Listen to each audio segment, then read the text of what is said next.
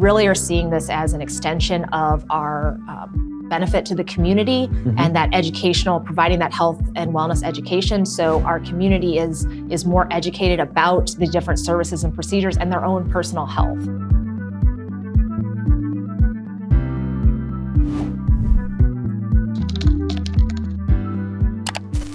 Hello, healthcare. As a marketer myself, there's really no shortage of channels or mediums for me to reach and engage my audiences. The challenge has always been, how do I deliver the right content to the right person at the right time? For healthcare systems today, it's an open green pasture, with many still focused on broadcast and analog marketing. While most health systems are still setting up their digital marketing practices, Jordana Taylor, marketing manager at BayCare Health Systems, is using podcasts to power her content marketing strategy. I'm excited to have Jordana here with me today on Hello Healthcare. Welcome, Jordana. Thank you. It's nice to be here. Yes. I'm really blown away with your strategy of using podcasts. I think it's really innovative and revolutionary within healthcare. What kind of led to this really cool idea? So necessity is the mother of all innovation. Our footprint within BayCare, it's primarily a 4-county footprint. So it's a fairly large footprint, and we have 15 hospitals, soon to be 16, and we were doing a lot of in-person physician lectures. So we were having seminars where we'd bring in a physician and he would talk about, knee replacement or, carotid artery or something along those lines, different services and procedures. And we were reaching a key audience of the senior demographic. That's okay. Sorry, kind of rambling. We were reaching a key demographic of the 60, 65 plus retired, because we were having these in-person lectures at noon in the middle of a week. But we were missing some of the key audience that either could not attend an in-person lecture, so they were working professionals or busy parents, or maybe there was a topic that they were uncomfortable attending an in-person lecture. So maybe pelvic floor health or different, prostate cancer or something like that. So we needed a medium that could reach them. And so that's when we started looking, what could that be? And podcasts presented themselves as a great opportunity to reach that untapped audience. That's really cool. That's really awesome. What made you kind of gravitate towards podcasts, say, versus email or other types of digital channels? Well, we know people learn in different ways. And so we do have an email marketing strategy. So we have, email content that goes out so people can read different health and wellness tips and facts. And we looked into video recording because that's another, option, but that was something that had a lot of labor intensity to it, as well as a higher cost, and to get the production value that you really want. And so the audio mechanism, we love podcasts because you are able to really take that health and wellness information on the go. It became more portable. And so instead of, we wanted this as a medium that we could reach those audiences that couldn't attend. And so making it as easy for them as possible was really the goal we were looking at. And podcasts just really provided that portable information for people. Awesome. So how long has your podcast been up and running now? So we started in April of 2018, so pre-pandemic, and then have continued now, so almost 5 years now. Wow, that's incredible. Did you see an uptake during the pandemic? Did we? Oh, yes. Wow. Yeah, it was. I was glad we started it when we did, because we were able to build a nice library of podcasts. And so when it came time to the pandemic, and then we had to cancel all of our in-person classes and events, we then had this robust library at that time, probably 100, 80 to 100 podcasts that we could tap into. One great example how this worked is maternity classes. So, when you're going to be a new mom and you have all these questions and information that you want to get. So we had this robust childbirth classes programming that people could attend. And that all had to be canceled with the pandemic for out of safety reasons. And so we were able to pivot very quickly to the podcast. We already had several podcasts in English and a few in Spanish, and we were able to build that library up more of these maternity childbirth classes. And so even though we weren't able to offer the in-person, we were still able to offer them that information, because it's not just because the classes paused, the pregnancy couldn't pause. They still needed that information. And so we were able to then provide that resource to the community. That's amazing. I think that's a very cool use case that you identify. So you're on a podcast now. Yes. So I'm talking to you as a peer. And one of the biggest challenges I have myself with podcasts is, how do I measure the effectiveness and success of it? You used one example of maternity, but in terms of proving it to your leadership, proving it to your team, what are some of the core metrics that you're using today to justify the continuation of the program and the effectiveness of the podcast? So there's a lot of ways that you can do to measure the success of podcasts with us. And it's, part of what the goal is of your podcast. So for us, it's building a lot of that great health and wellness content. So we really are seeing this as an extension of our benefit to the community and that educational, providing that health and wellness education. So our community is more educated about the different services and procedures and their own personal health. So that's a big factor for us. And so being able to have that good content that we can then repurpose in other ways. So we have the podcast, which is great, that audio file, but then we can use that in our email marketing. We can use that on our website, on our service line pages or our hospital pages. We integrate it into our physician bio pages. So if somebody's looking for a doctor, maybe they're not necessarily looking for that procedure or that topic that they're talking about, but they can still hear the doctor talk and get that, because you can get a sense of somebody when you actually, listen to them, interacting with someone else. And so we're able to repurpose it in a lot of ways. And so that in and of itself provides a huge benefit to the organization. In terms of the analytics, we measure interaction. So the plays and downloads that a particular podcast has, that's, one mechanism. And you can look at that in the first 45 days, the first 90 days of a podcast. We also see in the Google Analytics, looking at page views, when we put it on a certain page, do the page views increase? Are certain podcasts getting more traction than others? And so is there a particular interest, a topic that may be resonating more in the community? And should we dig deeper into that avenue as well? Right.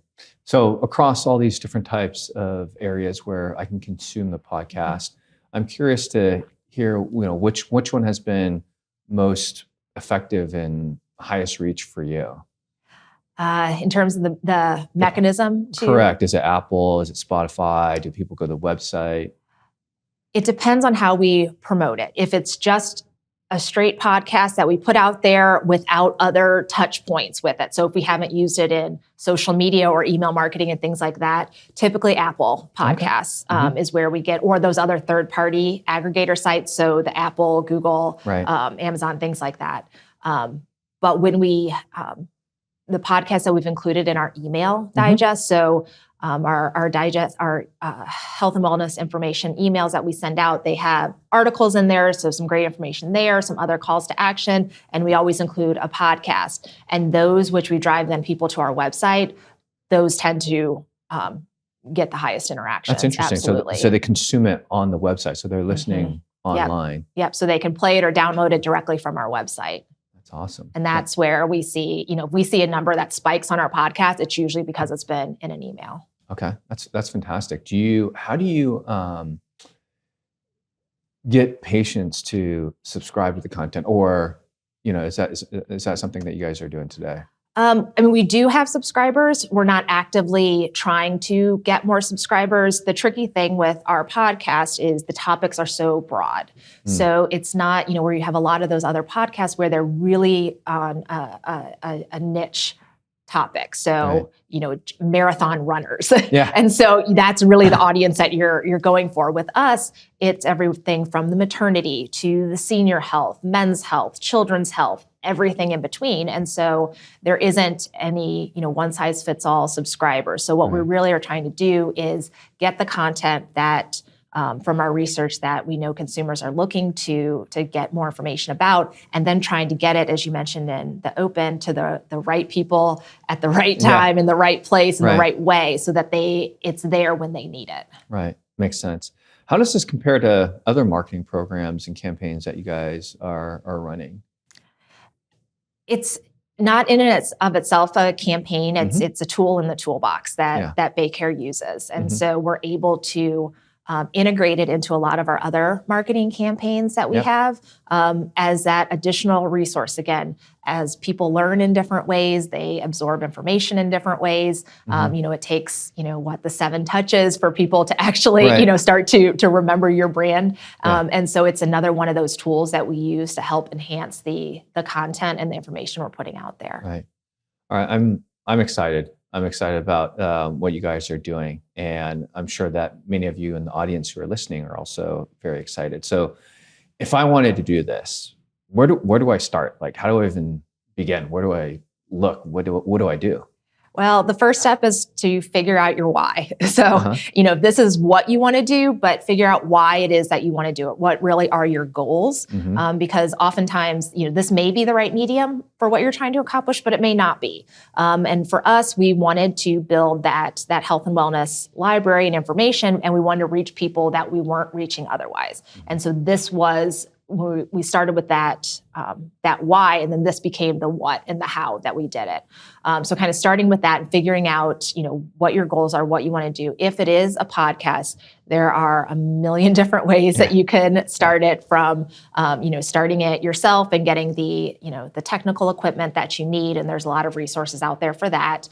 There's different vendors you can work with as well that can help with the technical aspect of it, and where you can be the content and provider resource, and they can handle all the technical production side. But I think figuring out really what your goal is, and then also getting buy-in from your organization.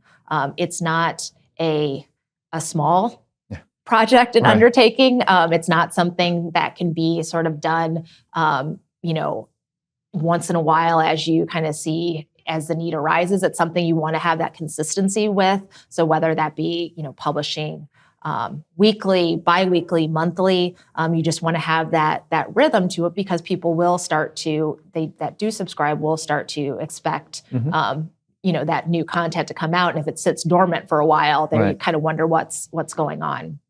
So making sure that you're able to have that buy-in from the organization, and then that consistency. Okay. So, you're definitely a pro at this now that you've been doing it for a few years. And I think that's a great way to start looking at things. So once I figure out my why, what are some of the best practices and pitfalls to avoid that you've kind of come across in the past few years getting this up and running?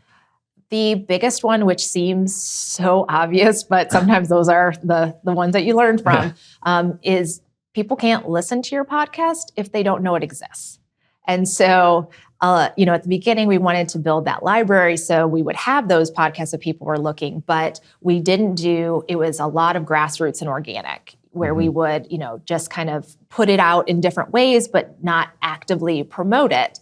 And we also didn't actively promote it to our team members. BayCare is a large health system. We have about 30,000 team members. And so it was probably almost a year of us doing the podcast before we sent out in one of our team member newsletters to say, hey, we're, BayCare has this podcast. Did you know? And the response was, no, we didn't know. And so, go to BayCare Health Chat, look it up. And it's a great resource once people knew, but they didn't know. And so making sure that you really do get that integration and make sure people know so they can listen to it.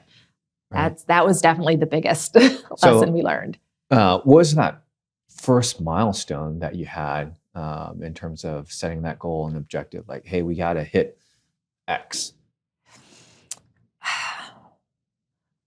We didn't really have the specific, it was exciting when we had, our, first month where we passed, XYZ analytics, when we had, 500, listens in a month, or 1,000 listens in a month, and then it's like, okay, we're starting to get now all of a sudden what was our, when we were excited to get 1,000 and now we're at 2,000 a month and that's the new norm. And now it's, this next milestone. So it was just starting to see that consistency and that traction we were gaining. So where before it was like, we put it in an email, so it got a spike, but now we're back to, we didn't this month. So now it's back to where, the normal numbers. But when you're seeing your levels are starting to be consistently where that was a place you were once just trying to reach for. That was really the exciting milestone for us. Awesome.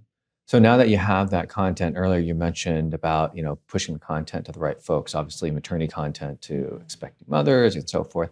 How do you ensure that, you're delivering that content, the right podcasts to the right audience? So we do a lot of research in looking at what our consumers are talking about and what topics are of interest to them. So we have a lot of different ways that we survey our consumers and our patients to get that information. We participate in a community health needs assessment. So we see what are the topics and the health concerns out there. We talk to our doctors and clinicians to say, what are questions that patients are asking you? What are the hot topics that are being asked all the time of you that are, that education that consumers may not have or patients may not have that it's important for them to have when they're trying to make a healthcare decision. And so we kind of take all that information and start to sift through it and get it down to a list of podcasts that we can then start to reach out to providers to record and have them and get that information out there to the patients and to our consumers. Right. Are you also using data from the actual, podcast listens or the total listens? How do you combine that with the research that you guys are doing? We are. Dictate the direction. Yeah, we are. So we're seeing, again, you kind of look at the metrics and take them with a grain of salt because, again, if the more people that know about a podcast, the listens are going to be higher. And so we look at what, the more you push a podcast out, the higher it's going to be listened. So are the listens higher because we pushed it out, or is it higher because it's resonating? So you kind of looking at it with that. But then you can also start to see some of the podcasts that are month over month having higher interactions. It's been a year since we recorded it, but it's still in the top, 10, 20 of our podcasts. And so we'll look at those topics and then say, okay, there's something in here that is really hitting a nerve with people. They're reacting to it. They're interested in this. Is there another way we can look at this podcast or this topic and go deeper on the topic or go in a slightly different angle to continue to provide that information? One of the categories that has performed very well and that is not surprising that it's been a huge need in our community is our topics on mental health and mental wellness. And so, what is, how to cope with stress, how to manage your time, resiliency, things along those lines have really been some of our higher ranking podcasts. Okay. On the opposite end of the spectrum, are there any types of content that you think would not be suitable, or what types of content wouldn't be suitable for podcasting? I don't want to say because in podcasting in general, I think you can pretty much do any topic, but for our podcast, our goal, we really go back to the goal, which was general health and wellness topics. So topics that are, shorter topics, so they're 10 to 15 minutes in length maximum, that is really relevant to our community on that health and wellness. And so as we, talk about some of the more procedural topics, we don't really go too far into that because that's not really the goal of our podcast. We want to keep it more about the health and wellness and the conditions and, how to live a healthy life and about different health conditions that you may have. And so we don't go too far into, a specific, you're going to have this type of procedure and here are all, what to expect. We go into it a little bit, but in a frame of your overall, how it impacts your overall health and wellness and not into promoting specific services or procedures, because that's not, it's a marketing tool, but that's not the ultimate goal. We're not trying to sell you something. We're trying to help you to live a better, healthier, longer life. Okay. What about, I haven't had a chance to listen to your podcast yet, but what about kind of just condition education, right? I've just been diagnosed with diabetes. I don't really know anything. do you have content that helped me understand, well, what is diabetes? We do. We have a podcast on how to live better with diabetes. Awesome. We have one on pre-diabetes, so gestational diabetes in English and soon to be in Spanish. So yeah, we are trying to, again, those topics that are relevant to our community, really trying to address them and the questions that they may have around those conditions. That is awesome. This is the first time I've heard of multilingual podcasts. So it's amazing you guys are doing that. What kind of drove that in terms of, developing multilingual type of content? Again, it always goes back to the community. And that is, we have a large Spanish-speaking population in our area, in our metro area. And so we wanted to be able to provide a resource for them. We had already started recording a couple before the pandemic, a couple of the maternity podcasts. And then during the pandemic, we expanded that and then started branching out in some of the other areas. So into heart, we have a couple there. In diabetes, we have a Spanish podcast. And so trying to get it in a couple of general surgery, we have a Spanish podcast as well. So seeing those areas that would be important for consumers and then making sure we had that content as well. That must be really cool, because then you can start seeing the trends between the different language and the type of content. Does that help you predict or improve some of the services and programs you guys are offering for, say, the Spanish-speaking population versus the non-Spanish-speaking population?